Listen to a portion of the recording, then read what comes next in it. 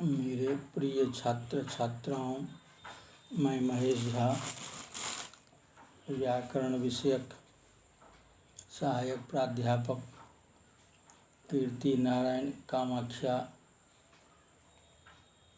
संस्कृत महाविद्यालय महरेल मधुबनी आप सबों के लिए आवृत्ति हेतु न्याय सिद्धांत मुक्तावली प्रत्यक्ष खंड में मंगल विषयक जानकारी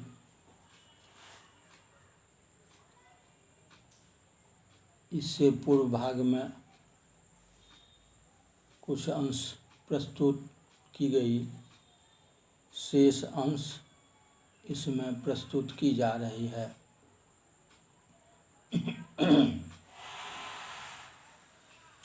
विनापि मंगलम, इस ग्रंथ से पूर्व पक्षवादी मंगल तथा समाप्ति के कार्य कारण भाव का व्यतिरेक व्यभिचार ही दिखाया, अन्वय व्यभिचार नहीं दिखाया है। किंतु सिद्धांती ने यत्र च सत्यपि मंगले, इससे अन्वय व्यभिचार का वारण किया है। इसलिए पूर्व पक्षीय अन्वय व्यभिचार स्थल में कादंबरी आदि आस्तिक ग्रंथों को समझना चाहिए। नास्तिक ग्रंथ स्वाश्रय पुरुष प्रयत्नजन्यत्व संबंधेन मंगलवान स्वप्रतियोगी चरम वर्ण घटितत्व संबंधेन समाप्तित्वात् भारतादिवत। यहाँ प्रथम स्वपद से मंगल का ग्रहण और द्वितीय स्वपद से समाप्ति का ग्रहण करना चाहिए। इस अनुमान से जन्मांतरीय मंगल की कल्पना हो सकती है। विलक्षण बुद्धि का नाम प्रतिभा है।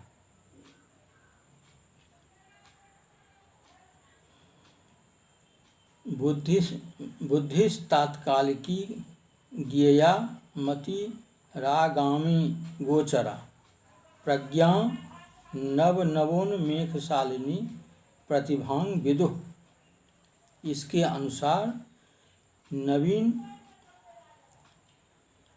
नवीन उन्मेष पैदा होने वाली प्रज्ञा को प्रतिभा कहते हैं।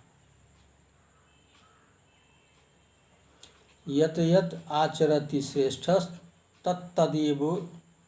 तत्तदेवेतरो जनः स यत् प्रमाणं कुरुते लोकस्तदनुवर्तते। इस गीता वचन के अनुसार शिष्ट पुरुषों के आचार से तथा धर्मशास्त्र से भी लोगों की प्रवृत्ति हुआ करती है, यह बताया गया है। मंगल की सफलता अनुमान प्रमाण से भी सिद्ध हो जाती है।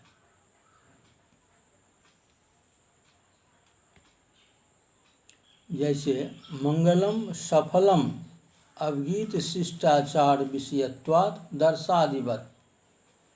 मंगल का कोई न कोई फल अवश्य ही होता है।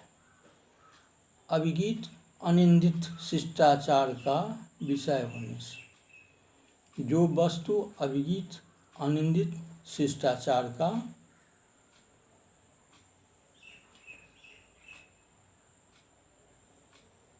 विषय रहती है, वह वस्तु सफल ही रहती है। जैसे दर्शादि कर्म अविगीत शिष्टाचार का विषय होने से स्वर्गादि फल वाला है। अनुमान प्रयोग में दिए गए हेतुगत पदार्थों का अर्थ बलबदनिष्ठानुबंधित्वम अभिगीतत्वम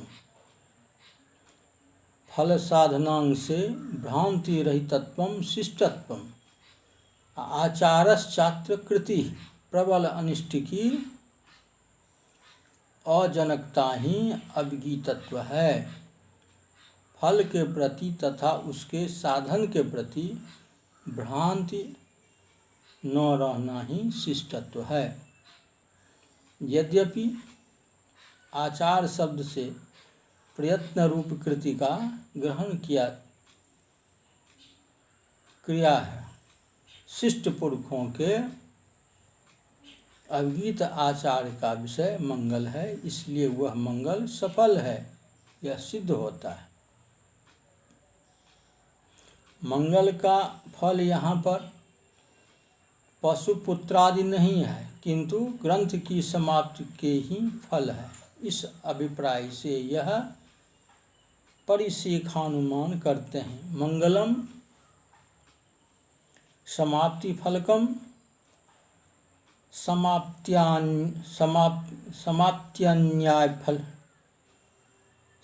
समाप्त्यन्या फलकत्वे सति सफलत्वात् यन्नेवं तन्नेवं यथा दर्शादि। यह अनुमान पूर्वोक्त व्यतिरेक व्यभिचार का वारक है। मंगल समाप्ति रूप फल का ही जनक है, समाप्ति से अन्य फल का जनक नहीं है, तथापि उसे फल का जनक माना जाता है।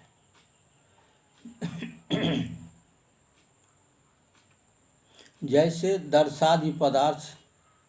दर्शादि कर्म समाप्त रूप फल से भिन्न स्वर्गादि फल वाले हैं और उन्हें सफल कहा जाता है, इसलिए उन दर्शादि कर्मों का फल समाप्ति नहीं समझी जाती है।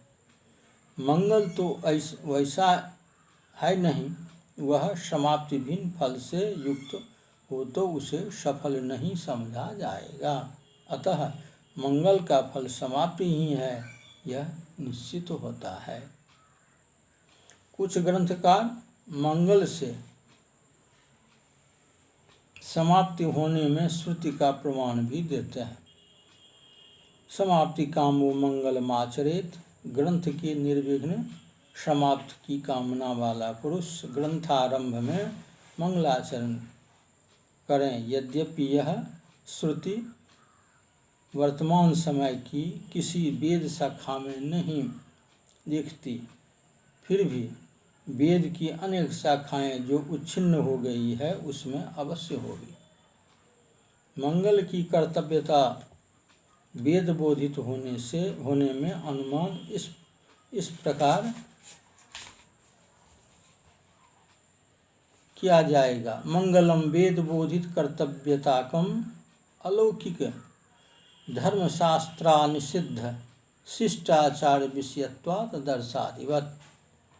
वेद ने बोधित की है कर्तव्यता जिसकी, उसे वेद बोधित कर्तव्यता कहते हैं।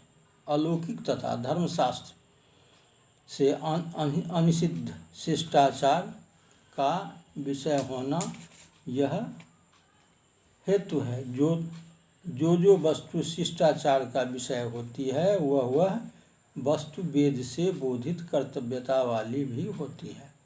जैसे दर्शादि कर्म विधिमंत्रा रागादि प्राप्त भिन्न अलौकिक वेद प्रामाण्याभ्युपगंतृत्वम शिष्टत्वम, शास्त्र की आज्ञा के बिना केवल राग आदि से जो वस्तु प्राप्त होती है वह अलौकिक है।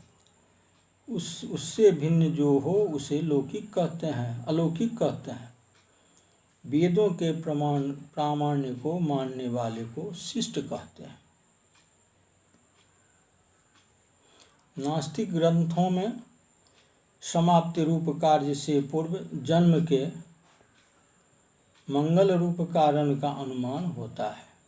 जैसे अयं नास्तिकः कृतमंगलकः विघ्न ध्वंस पूर्वक समाप्ति मत्वात् चित्रवत्। यह नास्तिक पूर्व जन्म में मंगल का कर्ता रह चुका है, विघ्नों के ध्वंस पूर्वक ग्रंथ की समाप्ति वाला होता है। वह पुरुष पूर्व जन्म मंगल का भी करता है, जैसे नास्तिक आस्तिक चैत्र।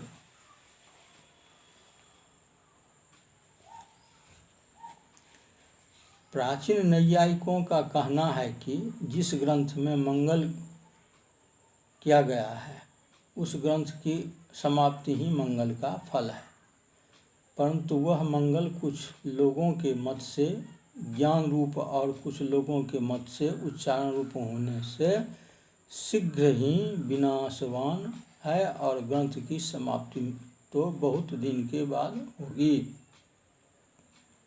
अतः शीघ्र विनाशशाली मंगल को कालांतर में होने वाले समाप्ति की कारणता किसी अवान्तर व्यापार के बिना साक्षात संभव नहीं हो सकती।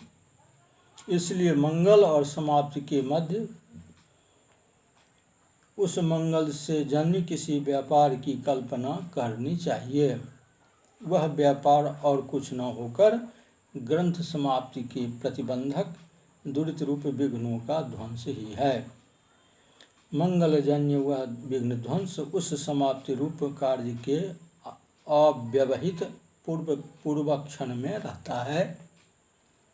इस कारण वह मंगल उस विघ्न ध्वंस द्वारा उस ग्रंथ की समाप्ति का कारण है। जैसे यज्ञ रूप क्रिया कालांतरभावी स्वर्ग का स्वजन्य अपूर्व द्वारा कारण होती है।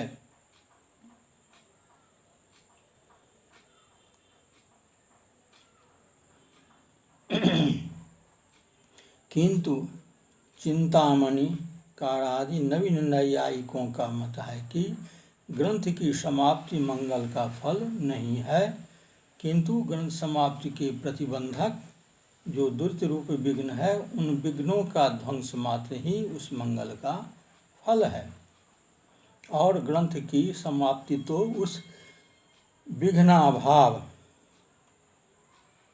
घटित अदृष्ट बुद्धि स्फूर्ति आदि कारण सामग्री से होती है। मंगल तो उस समाप्ति के कारण रूप विघ्न ध्वंस का कारण होने से उस समाप्ति के प्रति अन्यथा सिद्ध है।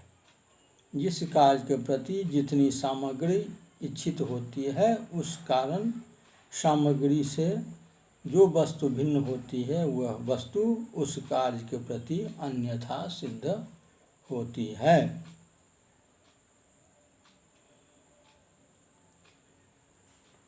और इस मंगल में जो शेष अंश